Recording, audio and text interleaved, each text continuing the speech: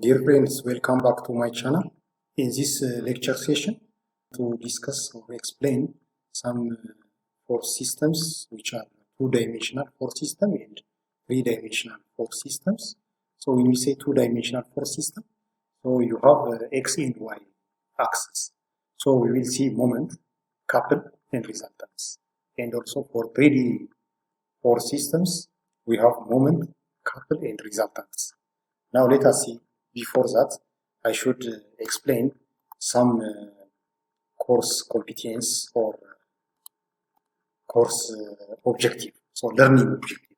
By the end of this chapter, you will be able to discuss the moment of a force and show how to calculate it for two-dimensional and three-dimensional force systems. And you will be able to provide a method for finding the moment of a force about a specified axis or about a specified point. And you will define the moment of a couple, and present methods for determining the resultants of non-concurrent force systems. And you will indicate how to reduce a simple distributed loading to a resultant force having a specified location. So we will have some theorems like Variman's theorem and also some transmissibility properties also we will apply. So I think as introduction, studying the effects of forces on structures is important in the study of mechanics. And in other subjects such as stress analysis, design of structures, motions, and fluid flow, it is important. We will just cover or we will rush through these topics in detail in the next courses. Stress analysis in strength of materials, design of structures, like theory of structures and reinforced concrete design. And in motions again, you will see in motions. So fluid flow again, hydraulics or fluid mechanics, you will see. So a force as an action of one body upon another. So we will see how the effect is going. So in dynamics, we will see that a force is defined as an action which tends to cause acceleration of the body. Acceleration of the body in the direction of the force. So a force is a vector quantity. A force is a vector quantity, as we have been dealing in chapter 1, scalar and vector. So a force is a vector quantity because its effect depends upon direction as well as the magnitude of the action.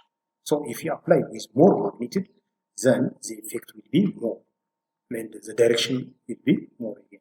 So thus forces may be combined according to parallelogram law of vector, according to parallelogram law of vector addition.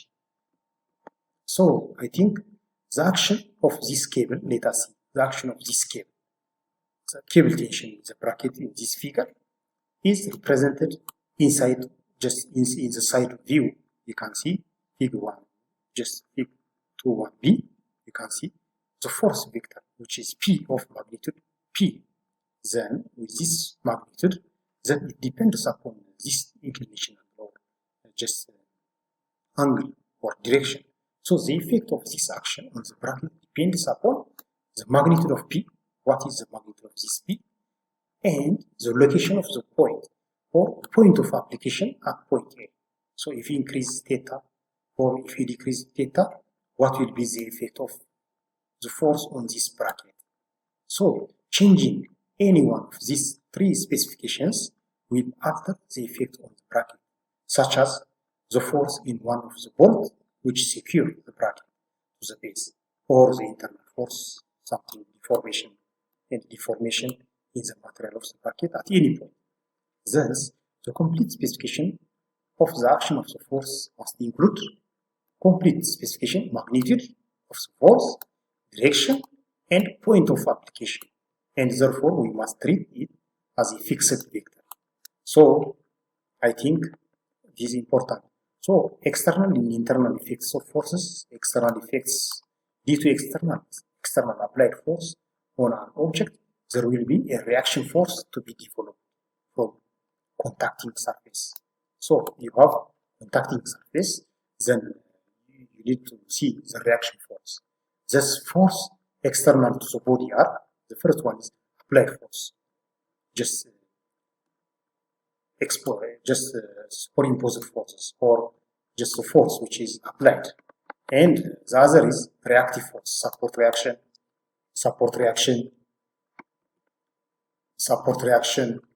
you have reactive force, support reaction, and also you have sometimes external reaction. So what are the internal effects? So internal effects, the effects of force internal to the given body, such as internal force, axial, shear stress, moment, etc. Deformation or deflection or strength also, these are internal effects. So you will learn in strengths of materials or mechanics of materials in the next step. So principle of transmissibility, for example, the force P acting on the rigid plate in fixed this one, in this figure, may be applied at A. At point A may be applied, or at B, at any other point in the line of action of the force, and the net external effects of P on the bracket will not change. Net effect will not change. So the external effects are the force exerted on the plate by the bearing support at O, which is this point, at O, which is at O, and the force exerted on the plate by the roller support at C. So what will be the forces? Here roller, and this is P. So this conclusion is summarized by the principle of transmissibility, which states that a force may be applied at any point on the given line of action of the force without altering the resultant effects of the force external to the rigid body on which it acts. So this is principle of transmissibility. And force classification, we have forces are classified either contact or body forces. So contact forces are produced by direct physical contact. An example, a force exerted on a body by supporting surface, for example, is contact, but body force is generated by virtue of the position of a body within the force field, such as gravitational force, electric field, and also magnetic field. Example, weight of a given object is a body force. So forces may be further classified as either concentrated force or point load or distributed load. It could be linearly distributed, uniform distributed load, or area distributed. So linear distribution or uniform distribution. Also you have linear, for example, this is linear distribution on a beam. On a beam, you may have linear distributed force. If this is beam, then you have linear distribution and uniform distribution and linear like this. So it is increasing. To this direction, it may increase. So you have forces are applied on this beam. Linear. Aerial, again, you have, for example, water pressure on the bottom of the tank will be aerially distributed. So system of forces can be grouped into different categories depending on their arrangement in space. So you have coplanar forces, or forces which act on the same plane. And depending upon their arrangement on the plane too, coplanar forces can further be divided as coplanar collinear, which are just acting on the same linear, either to this direction, or sometimes parallel force, coplanar parallel forces also you have on the same plane but parallel. And coplanar concurrent forces meet at a point. Coplanar concurrent forces meet at a point. So these are forces on the same plane whose lines of action intersect at a point, at a single point. So you may have F1, F2, F3, and F4, but these forces should just act on a single point. So coplanar concurrent forces.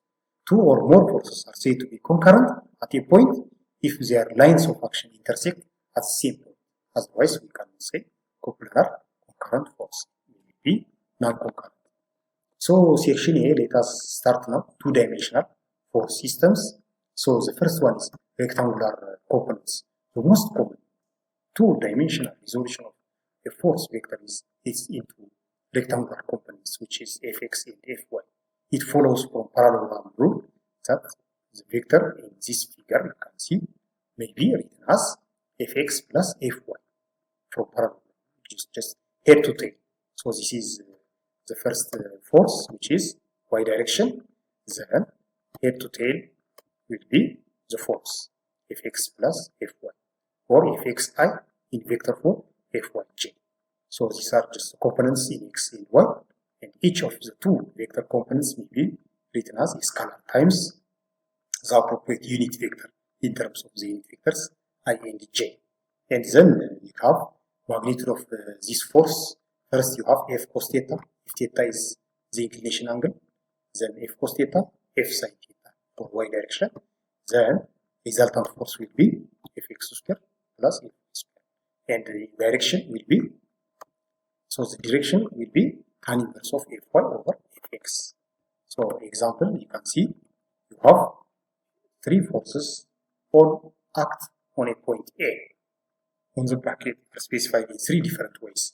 Determine the x and y scalar components of each force, each of the three forces, and compute the resultant force. So you have angles given, slope given, and then dimensions given. Now you can just draw free body of diagram for each force. F1, for example, 35 degree is horizontal. Then what will be F1x, F1y? Then you can calculate 600 cos theta, then 600 times 30. Then second force F2, again it is just to the left direction. Then you have 3 by 4. Then what will be F2x? F2x will be, since it is to the left, negative 500, 4 over 5, which is this one, cos theta. Cos theta is adjacent to the hypotenuse, so 4 over 5. So here 5 is 0. Since 3 by 4 is given, then this will be the result. Then finally, F2y again become. Then finally, the third force will be this one. Then dimension is given. Then you can have total resultant force. Total resultant force. Direction again, alpha, you can calculate for this force, which is 0.2 and 0.4. Then 26.6 degree. Then F3x will be to the right direction. It will be positive, positive. Then finally, F3y, negative. Since it is downward, then you have this one. So you can sum up Rx and also Ry. So F3 as a vector, you can calculate F3 as a vector, unit vector in the direction of AB. If you put, then finally you can arrive F3 vector. So I think you can calculate what the unit vector in the direction of AB can be computed as. You have to know the coordinate of A, the coordinate of B, and the coordinate of other.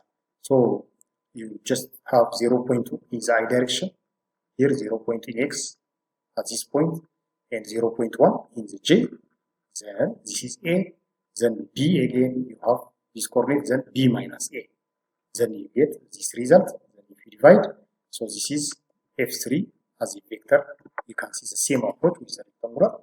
Then finally, the resultant force, you can have Rx will be summation of force in X 449. Then again, force in Y, summation of force in X in Y direction will be negative 72. Then direction will be, so resultant will be this one. Then you can calculate the magnitude. Then finally, direction will be tan inverse of Ry over Rx. So it is just pointing to the downward because this is Ry, which is R will be this direction.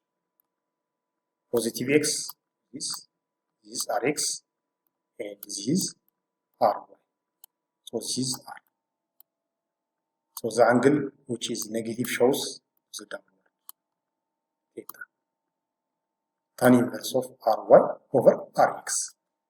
Okay, so let us see 2D moment coupled resultant. So moment, in addition to the tendency to move a body in the direction of its application, a force can also tend to rotate a body about an axis. So the axis may be any line which neither intersect nor more parallel to the line of action of the force. So this rotational tendency is known as moment of force, or sometimes you can refer as torque. So moment about a point. When dealing with forces which all act in a given plane, just we can speak the moment about a point. So moment with respect to any axis you can follow, and then you can multiply by force distance which is perpendicular distance to the force line of action. So for example, if this is force applied, you have d distance, then moment will be on this axis. So this is just, you can have again moment r cross f. If you multiply, you get this. So right hand rule is best to check the direction of the moment, which is pointing to this direction. So you have to transfer to a point. For example, if this is f, then d distance you have, then moment will be f times d to this direction. So you have to know moment can be calculated as moment arm rule or vector approach. You can apply any. So this is scalar approach, which is f times d. Then you have r cross f. So this is as a vector. So variance theorem, which is important, which states that the moment of a force about any point is equal to the sum of moments of the components of the forces about the same point. So you can sum up, then finally you can arrive. So vector approach is just using distributed law for cross products. You can apply the moment, which is calculated on a single fixed point, and couple just the moment produced by two equal, opposite, and non-collinear forces is called couple. Couples have certain unique properties and have important applications in mechanics. So you have two forces equal in magnitude but opposite in direction will produce a couple. So you have this one. Then at this point, you will just drop the force to this point. So line of action of the force will be, and R cross F you can follow. Then finally movement will be induced, then counterclockwise to this direction, and clockwise this one. Just you can see this is also counterclockwise, and this is clockwise. So the moment expression contains no reference to the moment center O, and therefore the same for all moment centers. Thus, present M as a free moment as a free vector, as shown in Fig 2C. This is moment as a free vector.